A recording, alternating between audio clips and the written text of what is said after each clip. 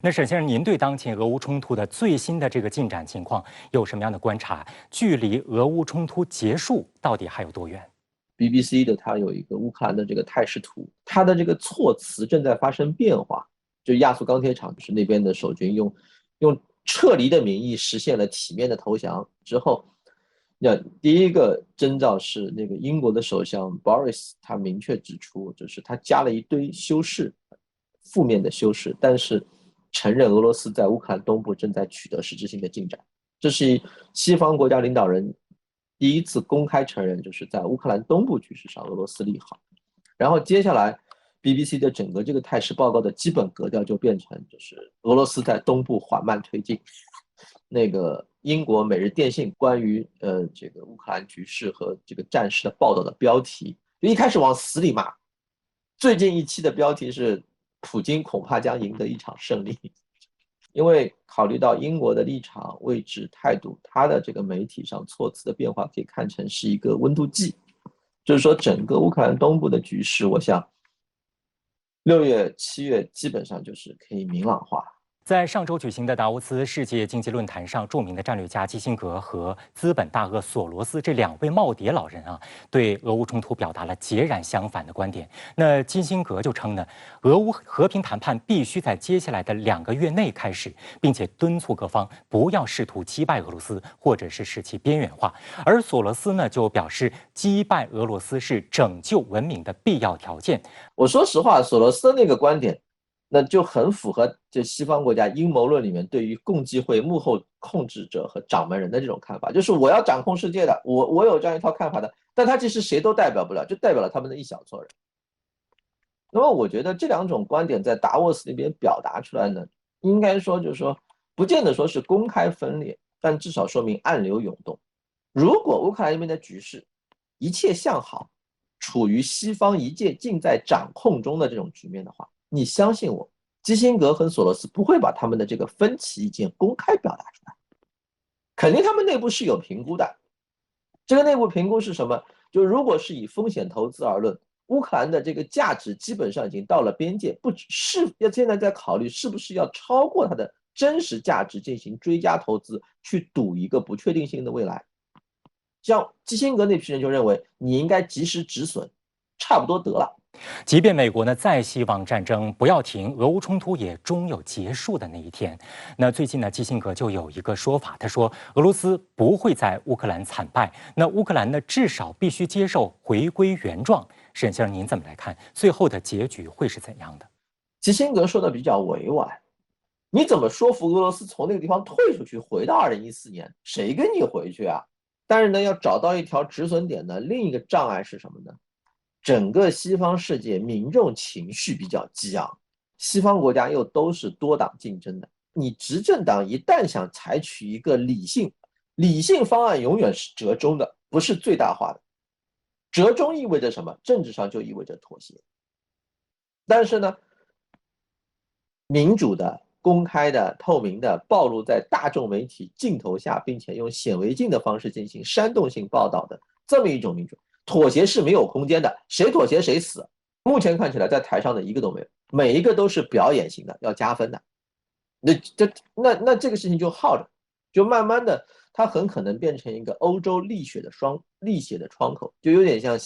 叙利亚或者是巴勒斯坦。俄乌冲突持续超过3个月，产生连锁反应的已经波及了全球。从目前来看，全球经济贸易秩序受损程度到底有多严重？经历疫情冲击、旧伤未愈的世界经济，又能够通过何种手段，需要多长时间才能从这场危机当中恢复呢？整体上看呢，到目前为止，俄乌冲突它在地理边界上，实体层面它局限于欧洲的版图范围之内，但是呢，因为它和百年大变局耦合，它和新冠疫情耦合，它和金融危机、长期经济复苏耦合，它促成了一场系统性的风暴正在席卷和威胁全球。除非所有负责任的大国采取务实的态度，理性有效的尽快止损，管控局势的进一步恶化，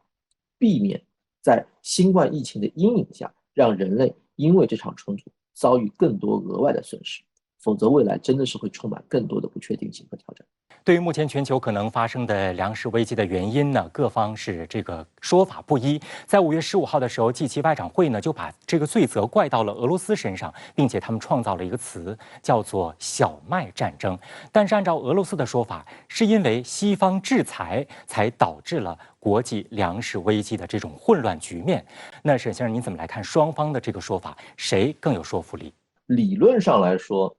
如果西方的所谓的小麦战争，要成立，那么就等于说什么呢？就等于说，它似乎是构建这样一个场景，就是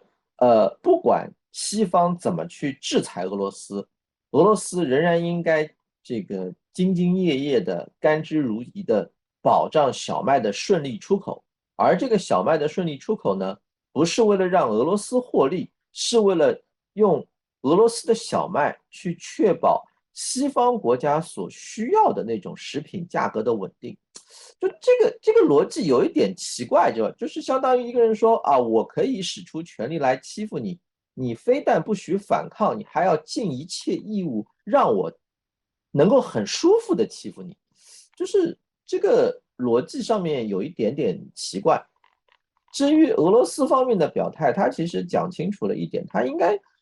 我说实话，就是站在俄罗斯的立场上，当他和西方已经进入到这样一种状态的情况下，他手上使用一切不是直接和武力相关的工具和西方进行博弈，在俄罗斯，我说的很清楚，是在俄罗斯的这个利益框架下，是一个非常顺理成章的选择。俄罗斯外交部发言人扎哈罗娃日前就表示，美国总统拜登5月10号发表的有关寻机从乌克兰运出2000万吨粮食的声明呢，与乌克兰租借法案的签署是同时发生。也就是说，基辅将用这个小麦来支付武器。那实际上呢，是美国人自己剥夺了乌克兰的粮食储备，从而在乌克兰挑起了一场粮食危机。沈先生，您怎么来看俄罗斯方面的这个指控？那对乌克兰来讲，这个粮食换武器，到底这个生意划算吗？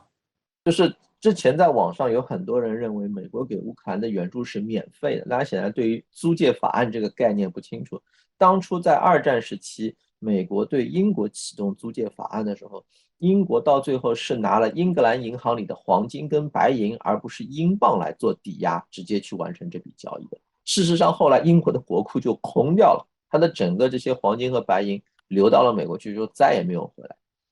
那么在乌克兰的问题上，其实之前有人说，就是我记得是乌克兰的总理还是外长，他大概算了一笔账，他说乌克兰迄今为止，这个应该是4月份的事，他说迄今为止乌克兰收到的真实援助大概是53亿美元，然后53亿美元当中差不多是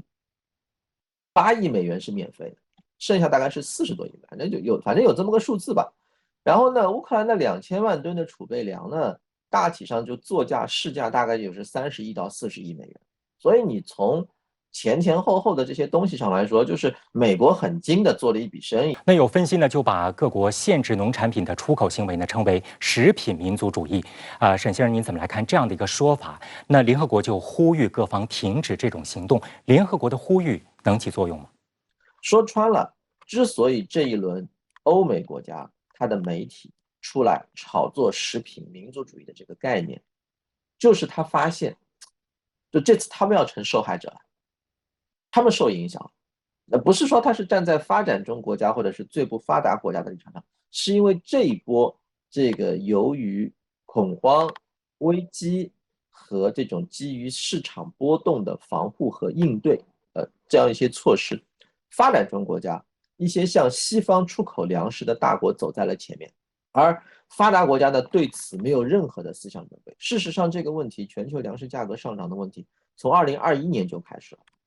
这在一定程度上是西方国家防控新冠疫情失败，对市场构成冲击，以及全球粮食生产分布、供应链进一步发生变化的一个必然产物。但是呢，自始至终，